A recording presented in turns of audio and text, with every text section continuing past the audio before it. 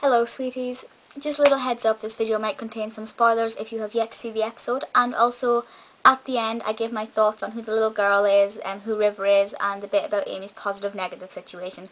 So stay tuned to the end if you want to know all that. Enjoy! Hey everyone, so as I promised in my last Doctor Who video, I'm uploading this one today. When I sort of saw how the first episode concluded, I was like, yes, I'm excited to see Day of the Moon, but I'm not like completely like involved in it. I don't really know what's going to happen. I had no real thoughts of how it was going to pan out. But after watching that 45-minute second part, I was like, wow, that is quite frankly the best Doctor Who episode ever.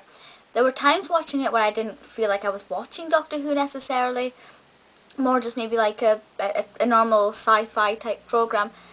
But it was absolutely sensational. Now normally I would just do sort of overview, this is what I thought, and a few bits I picked out.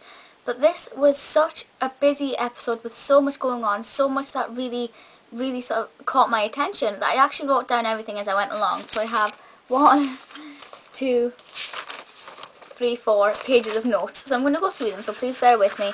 As I said, normally I wouldn't do this and actually physically read off my notes or anything, but I have to. So this is in chronological order. First of all, Matt, unshaved. I kind of put this picture on Facebook because I loved it. I just took it off of iPlayer, but how just gorgeous is that? I mean, after looking at that, I've never thought of Matt the way I usually normally think of Matt. Totally different realm, but absolutely sensational. I won't say any more on that, but just wow. So that was pretty nice. One of my sort of favourite scenes to start off with was the scene where Amy was in the room in the children's home, and you know there was no silence around, and when she's at the window and it flashes and there's like a face, and I'm like, that's creepy. And to be honest, I don't actually think we ever found out who that face or that reflection in the window was. Was it just Amy's reflection, and obviously the thunderstorms making it slightly more terrifying than just an average reflection, or was it something a bit more than that? The same goes for that woman who looked through the hatch and said she's only dreaming with the eye patch.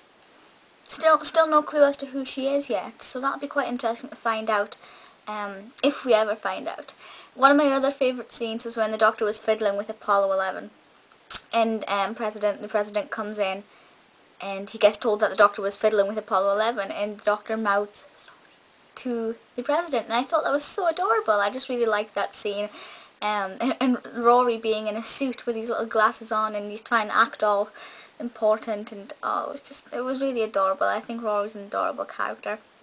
But the scene where Rory is worrying and he does want the Doctor to find Amy, and he's like, the bit where he says Amy always knows that Rory is talking to her, Amy always knows that Rory will go for her, and then she starts to speak about the Doctor, and it was heartbroken. It kind of shows how the Doctor steals everybody's heart and will literally destroy every single relationship. We kind of saw some of that with Rose and Mickey. God, that seems like a lifetime ago, doesn't it? That was like five years ago now. Wow. So yeah, that was really quite heartbreaking and hard to watch. The more we heard the voice of the silence, it was like, I never want to see a silent in my entire life. I don't want to hear a silent in my entire life. They're just so... And how their mouths don't really, I can't really do it, but you know how their mouths don't really detach from their face when they speak. It's just like a hollow opening, and it's pretty cute.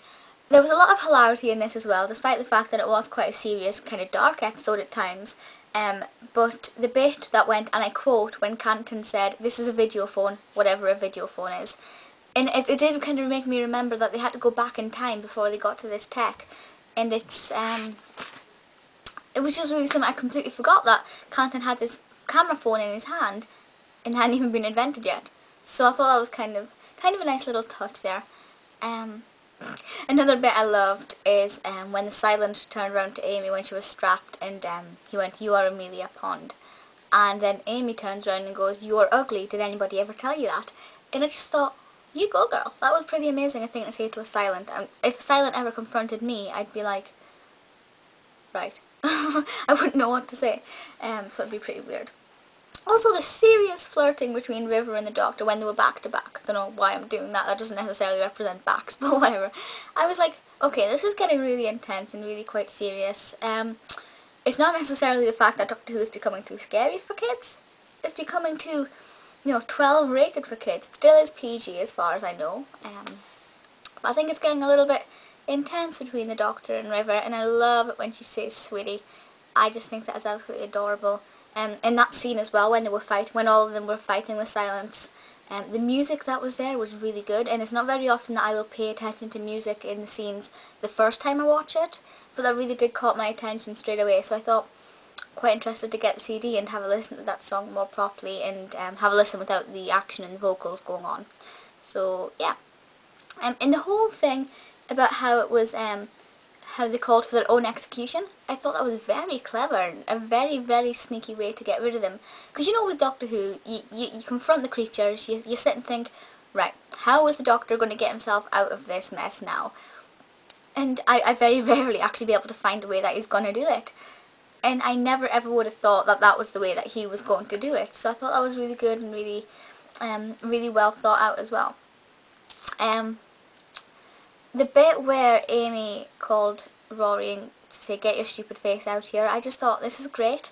But then a few scenes later, the way she looked at the Doctor, I was like, I really can't decide whether she genuinely is talking about Rory or if she's talking about the Doctor. It's a hard one to call, but we'll have to wait and see. Another bit that I absolutely loved was when River said to the Doctor, "You've got a screwdriver, build a cabinet."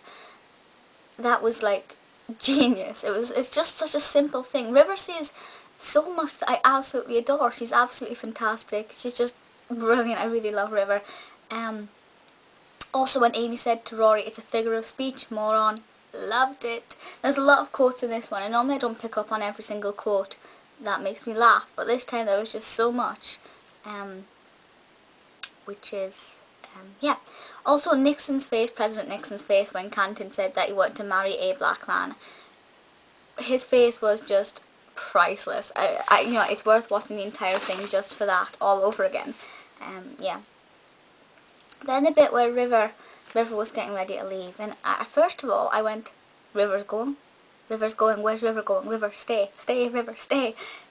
And then she kissed the Doctor, and I was like, literally, I didn't know what to say. I still don't know what to say. I'm completely A, jealous, B, very happy because I'm not, whereas like Rose, I'm quite envious of Rose as a character because she basically is fantastic, but I'm not envious of River because River's too mysterious for my liking to be me, you know what I mean? Like if I were to be a companion, it would be Rose, it wouldn't be any of the others. So I wasn't jealous of her. I was happy for her. I was very happy for her and very jealous of Alex Kingston, of course. And then when she realised that the Doctor had never done that before, well, with her, it was kind of like, okay, so she's obviously done that before with the Doctor, which is building on their relationship, but we still don't quite know who they are. And the Doctor never did find out that he was the person who sent himself the invitation, the TARDIS Blue invitation, and the Doctor never did find out that he dies in the future. Have they totally destroyed that because the spaceship person is dead? Why did the spacesuit person actually shoot the Doctor anyway? What's that all about? So there's still a lot of unanswered questions there, and still a lot I want to know about. So all this episode is done. I haven't even finished my notes yet. I'm just sidetracking. All this episode has done is left us with questions caused by the episode and left us with unanswered questions that we already had. So while it's been really good, there's still a lot we need to know. The scene where Amy was like, the baby might have 3 heads, or like a time head or something, and the Doctor goes, "What's a time head?" And Amy goes, "I don't know, but what if it has one?" I thought that was really sweet. I want to know what a time head is. Somebody please come up with your own concepts of what you think a time head might be. I thought that was a really, really funny thing and a really nice touch to the end of it. And obviously when the scan came up positive and negative, it was like, I don't know what to think. I had my own scenarios, my own theories for some of the questions that need answering. That one, I don't. Either she is and then she isn't, then she is, then she isn't, or she is but it's a different type of creature, so it comes up as both. I don't know. I have a slight feeling on that, but I'll say that at the end. Right, so River, has she gone? No, she will be back. We know for a fact she will be back by the end of the series. Is she in the next episode? God, I hope so. Then the little girl at the end, when she came out, and her Sydney Wade's New York accent is absolutely adorable. I didn't know she could do that. That's really cute. When she came out and she said she was dying, but she can handle it, I was like, oh, you poor thing. Just genuinely thinking that she was a homeless kid who was going to lose her life. And then she regenerated. Well, she started the regeneration process, and I was like, right, I'm actually going to be sick at this point, because I'm confused, I'm happy, and I want to cry. It was so like, first of all, she's the only little girl ever, I think, to regenerate, unless it's in the classic series, but other than the Doctor, nobody's ever really regenerated, so that's really nice for her to be able to do that. You know, little Sydney Wade regenerating on BBC television. I'm jealous. And that ties in with some of my theories. Right, so I'm going to go over my theories now, because that's me sort of gone through the episode bit by bit, because that was obviously at the end. Right. Who is River? I'm not sure exactly who River is. I don't know whether she was just somebody who met the Doctor at one point, or if she actually has a deeper connection to the Doctor. Did they just meet, become friends, yada yada? Or is she a Time Lord? I don't think she is, because I think that would have been revealed by now. Obviously we met her in series 4, and it's been quite a long time. We also had the last of the Time Lords episode. Something would have came out about it then, I'm sure. So I don't really think she's a Time Lord. I don't know. Right. That picture of Amy with the frame and the little girl. First of all, this is my big theory. This puts everything together. I think that the regenerating little girl, the girl who was in the spacesuit who regenerated at the end, is the Doctor's daughter, not Jenny. Not Jenny. No connection to Jenny. Jenny was just a Nan and Jeannie type thing. That little girl is the daughter of River and the Doctor. But for whatever reason, River couldn't actually have that little girl herself, so she let Amy have the little girl. But because River's travelling one way, and the Doctor and basically everybody else are travelling the other way, because River's going backwards, it hadn't actually happened at that moment in time. So that's Amy with the little girl there. That's Amy's positive negative thing. Perhaps it's positive because River's baby negative because it's not Amy's. And because River's going backwards, it hadn't actually happened for her at that point. It hasn't happened for Amy, but it's already happened for River, you know. Or maybe it hasn't. That bit's really confusing. But anyway, the Doctor and River's child. River couldn't have her for whatever reason, so Amy's having her. Maybe that's why it's coming up a bit funny and things. That's my sort of very brief, very confusing scenario. That would also explain why this little girl is regenerating. It would explain a lot about the Doctor and River, because obviously River knows about it. River would, if this is true, River knows about this little girl.